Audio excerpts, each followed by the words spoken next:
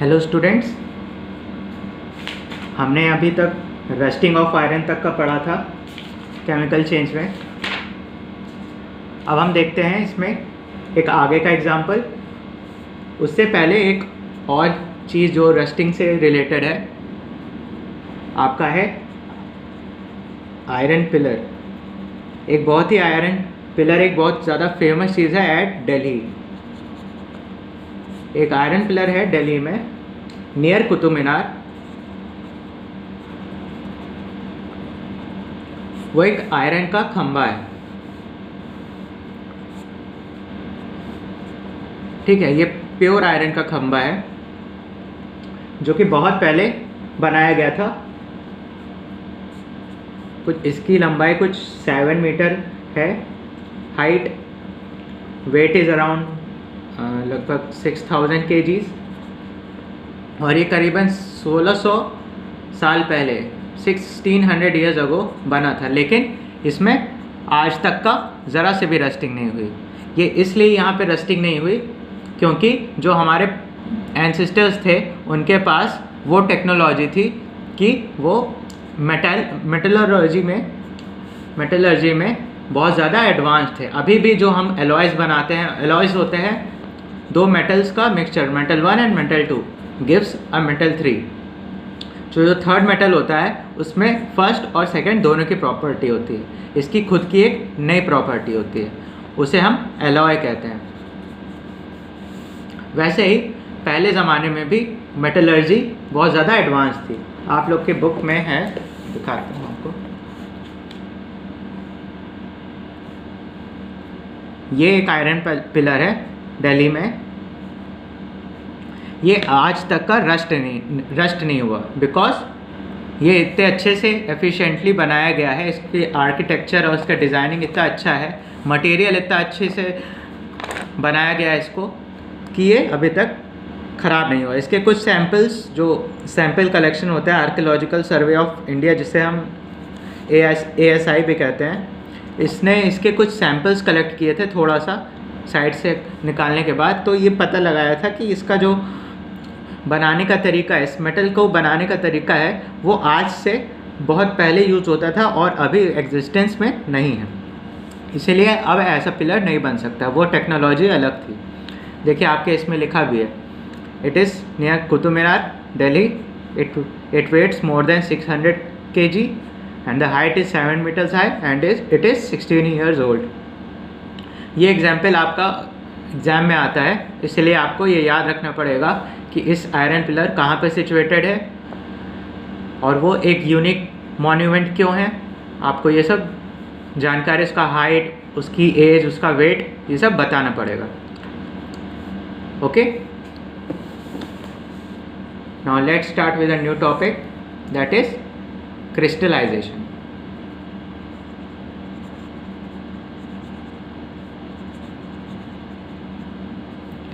Crystallisation में आपको एक वर्ड दिख रहा है, यहाँ पे ऐसे होगा।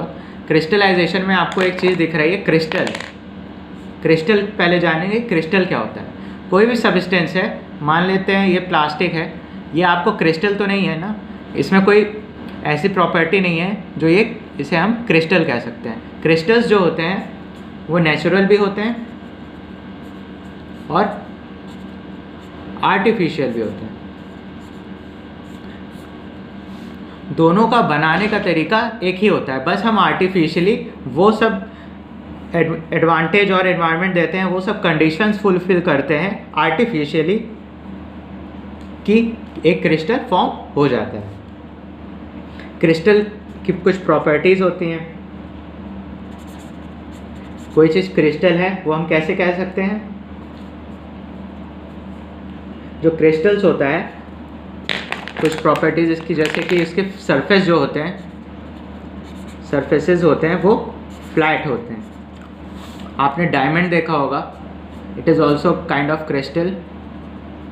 इसके भी सरफेस जो होते हैं वो काफ़ी ज़्यादा फ्लैट होते हैं। ये तो पॉलिश होने के बाद कुछ ऐसा दिखता है। जो अनपॉलिश्ड डायमंड होता है, जिसमें कोई वर्क नहीं किया गया होता है, वो उल्टा सीधा, उसमें कोई ज्योमेट्रिक पैटर्न नहीं होता है कि वो ऐसा दिखेगा, लेकिन वो फिर भी उसमें सरफेसेस फ्लैट होते हैं, शाइनी होता है, सरफेस फ्लैट होता है, स्ट्रेट एजेस होते हैं, काफ़ी सारे एजेस होते हैं। आपने कभी कोई क्रिस्टल, आर्टिफिशियल क्रिस्टल या कुछ भी टुकड़ा छोटा सा देखा होगा तो आपने उसमें देखा होगा कि उसमें स्ट्रेट एजेस होती हैं, स्ट्रेट एजेस होती हैं। और तीसरी प्रॉपर्टी इसकी होती है रेगुलर शेप। इसका शेप जो होता है, नेचुरली जो अकरिंग क्रिस्टल्स होते हैं उसमें भी कुछ रेगुलर पैटर्न या शेप्स दिखते हैं, और आर्टिफिशियल में तो वो पहले से ही बनाए जाते हैं। Straight edges, surface is flat and regular shape. अगर क्वेश्चन आता है what are the characteristics and और how can we identify a substance is crystal और not, then you will write it should have flat surface, straight edges and regular shape. आपको हम एक crystal दिखाते हैं।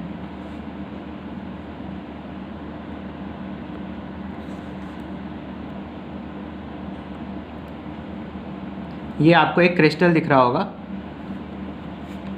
अब इसमें जो है आपको दिख रहा होगा इसके जो सरफेसेस हैं काफ़ी ज़्यादा शाइनी फ्लैट है, एक पैटर्न होगा। इसका सरफेस जो है वो फ्लैट है, जितने भी सरफेस है वो फ्लैट हैं, और एजेस दिख रहे होंगे आपको, ये एज है इसकी, ठीक है। तो ये एक आर्टिफिशियल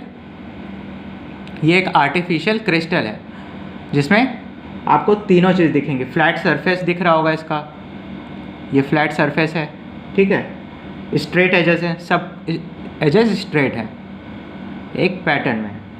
और तीसरा रेगुलर शेप्स, इसका शेप जो है वो रेगुलर है, हर तरह से रेगुलर है, okay.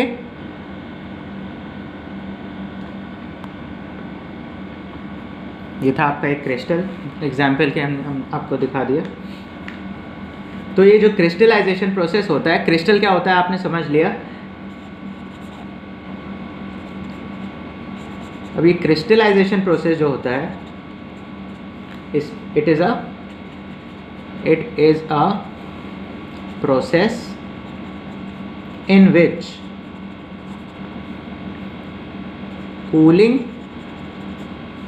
a hot and saturated कह सकते हैं या कॉन्सेंट्रेटेड ले सकते हैं, सॉल्यूशन ऑफ अ सब्सटेंस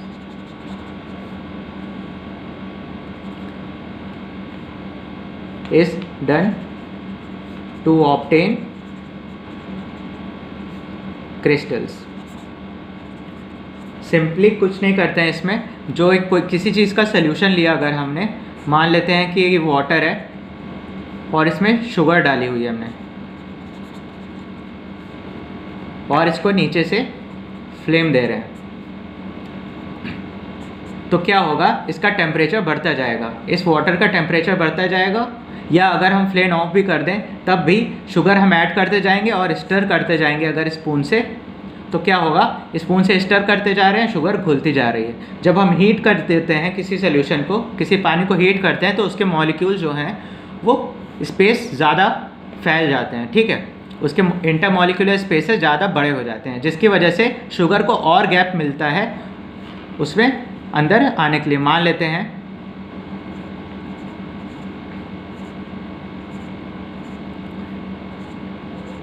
ये वाटर मॉलिक्यूल्स है। वाटर मॉलिक्यूल्स में शुगर कहाँ कैसे डिज़ोल्व हो जाता है, वो जो इंटरमॉलिक्यूलर स्पेसेस होती हैं छोटी छोटी, उसमें जा कर के वो एडजस्ट हो जाता है। और इंटरमॉलिक्यूलर स्पेसेस यहाँ पे छोटी थी, अगर हम हीटअप करेंगे कोई चीज़ तो जो इंटरमॉलिक्यूलर स्पेसेस होती हैं वो काफ़ी ज़्यादा बढ़ जाती हैं, उसकी वजह से क्या होता है, ज़्यादा स्पेस बढ़ जाती है, उस ज़्यादा स्पेस में शुगर और ज़्यादा घुल करके ऐड ऑन हो जाती है। तभी कहते हैं कि शुगर डिज़ोल्व हो गई। वो डिज़ोल्व कहाँ होती है, जाकर के इंटरमॉलिक्यूलर स्पेसेस में जाकर वहाँ पे अरेंजमेंट में ऑक्यूपाई कर लेती है वो स्पेस। और जैसे जैसे टेम्परेचर बढ़ाते हैं वाटर का, इंटरमॉलिक्यूलर स्पेसेस और बड़ी होती हैं, तो उस गैप में शुगर के मॉलिक्यूल्स जाके सेटल डाउन हो जाते हैं। ये रीज़न होता है किसी भी चीज़ का डिज़ोल्व होने का। ये आपके सिलेबस के बाहर का ही केमिस्ट्री का पोर्शन है, अभी तो नहीं था, लेकिन यहाँ पे प्रोसेस था इसलिए हमने आपको एक्सप्लेन कर दिया कि डिज़ोल्व कैसे होता है कोई चीज़। ठीक है, तो अगर इसको डिज़ोल्व करने के बाद हीट हुआ, अब फ्लेम ऑफ कर दें, फ्लेम ऑफ कर दिया, अब ये धीरे धीरे कूल डाउन होगा, इसकी कूलिंग होगी। एट रूम टेम्परेचर भी कूल कर सकते हैं, एट रूम टेम्परेचर ये कूल डाउन होगा। कूल डाउन होने के बाद क्या होगा, छोटे छोटे इसमें क्रिस्टल्स बनने लगते हैं इन रेगुलर शेप के, बॉर्डर्स पे बनेंगे, नीचे बनेंगे, कहीं भी बनेंगे। ये आप घर पे भी ट्राई कर सकते हैं। इसको आप एक तरह से कह सकते हैं चाशनी होती है, आपके ने देखा होगा घर में कभी या बाहर की चाशनी होती है जो किसी चीज़ में या स्वीट में देखा होगा, चाशनी किनारे किनारे बर्तन पे या वेसल पे चिपक जाती है, क्रिस्टल्स, वो शुगर के क्रिस्टल्स फॉर्म हो जाते हैं साइड साइड में, उसी को क्रिस्टलाइजेशन कहते हैं। एक आपके बुक में एग्जाम्पल है कॉपर सल्फेट सोल्यूशन का। क्या करते हैं, एक कंटेनर लेते हैं, उसमें वाटर ऐड करते हैं, ऊपर तक वाटर ऐड करते हैं, फिर उसमें 100 ml की लगभग वाटर ऐड करते हैं और कुछ drops, few drops H2SO4 acid का डालते हैं, फ्यू ड्रॉप्स, इसकी ज़रूरत नहीं है बट डाल देते हैं इसमें। ठीक है, फिर इसमें ऐड करते हैं पाउडर ऑफ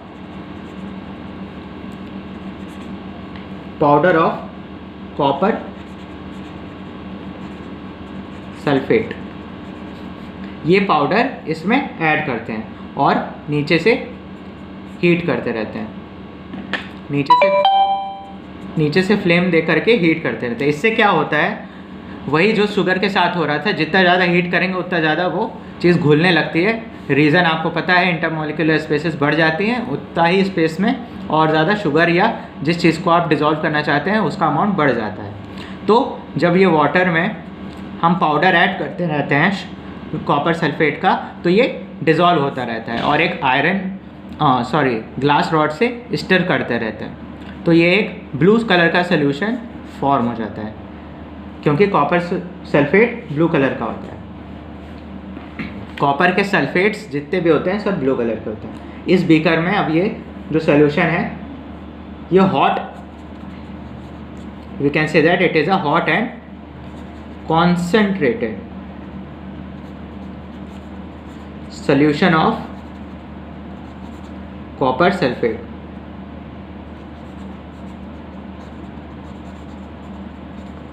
अब क्या होता है, ये जो हॉट एंड कॉन्सेंट्रेटेड सोल्यूशन था, ये हमने कंडीशन अचीव कर ली क्रिस्टलाइजेशन के लिए। क्रिस्टलाइजेशन के लिए पहले तो सैचुरेटेड सोल्यूशन होना चाहिए और उसका हॉट होना ज़रूरी है। हॉट नहीं होगा तो वो सैचुरेट नहीं होगा।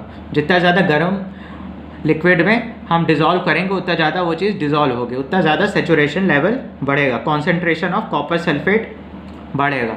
तो जब ये कॉन्सेंट्रेट हो जाता है फिर इसको हम फ्लेम ऑफ कर देते हैं, फिर इसको कूल डाउन करते हैं, फिर इसका टेम्परेचर जो है वो रूम टेम्परेचर पे आने देते हैं। 15 to 10 मिनट्स या 20 मिनट्स जितना भी टाइम लगता है रूम टेम्परेचर पे आने देते हैं। उसके बाद हम कुछ ऑब्ज़र्व करते हैं। इसके बाद क्या होता है, जो बॉटम होता है वहाँ पे कुछ क्रिस्टल्स सेटल डाउन हो जाते हैं, कुछ फॉर्मेशन ऑफ क्रिस्टल्स होता है। और ये जो क्रिस्टल्स होता है ये होता है pure copper sulphate. Copper sulphate powder में कई सारी चीज़ें होती हैं, उसकी इम्प्योरिटी या डस्ट भी साथ में जा सकता है। ठीक है, क्रिस्टलाइजेशन का ज़रूरत क्यों पड़ा, यहाँ पे सेपरेशन हम पढ़ रहे हैं, तो हम अगर कैसे सेपरेट कर रहे हैं चीज़ को, हम प्योर चीज़ कैसे निकाल लें, उसका क्रिस्टल बना के, बाकी जो इम्प्योरिटी होगी वो इस लिक्विड में रह जाएगी, और प्योर जो क्रिस्टल होगा वो हमें नीचे सेटल डाउन मिल जाएगा। तो जो सॉल्युबल इम्प्योरिटीज़ थी वो कॉपर सल्फेट में नहीं है। ठीक है, और ये जो क्रिस्टल्स बनते हैं वो एकदम pure form of copper sulphate होते हैं। ये क्रिस्टल्स अगर फिर से कूल डाउन होने के बाद धीरे धीरे वापस से लिक्विड फॉर्म में चले जाते हैं, लेकिन कुछ टाइम तक वो क्रिस्टल्स फॉर्म होते हैं। सेम केस शुगर के साथ होता है। आपने कभी ऑब्जर्व किया होगा, नहीं किया होगा तो आप कर सकते हैं। जो चाशनी होती है किसी बर्तन में या कटोरी में आप रख दोगे, कुछ दिन बाद वो क्रिस्टलाइज होना शुरू हो जाती है, वो फिर से शुगर में कन्वर्ट होना शुरू हो जाती है। क्रिस्टल्स जैसे शुगर के दिखते हैं वैसे ही वो कन्वर्ट हो जाती है। इसीलिए जो शुगर बनाया जाता है, सॉल्ट आप जो यूज़ करते हो, शुगर एंड सॉल्ट, ये सब रिफाइनिंग का प्रोसेस ही क्रिस्टलाइजेशन है।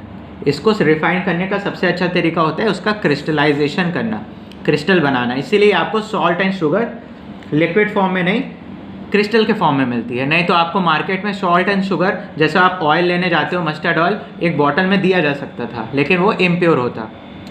इसीलिए शुगर और सॉल्ट को सबसे अच्छा प्योरेस्ट फॉर्म में लाने का तरीका सिर्फ और सिर्फ क्रिस्टलाइजेशन है। That's why we see the crystals of sugar and salt. Okay, thank you everyone.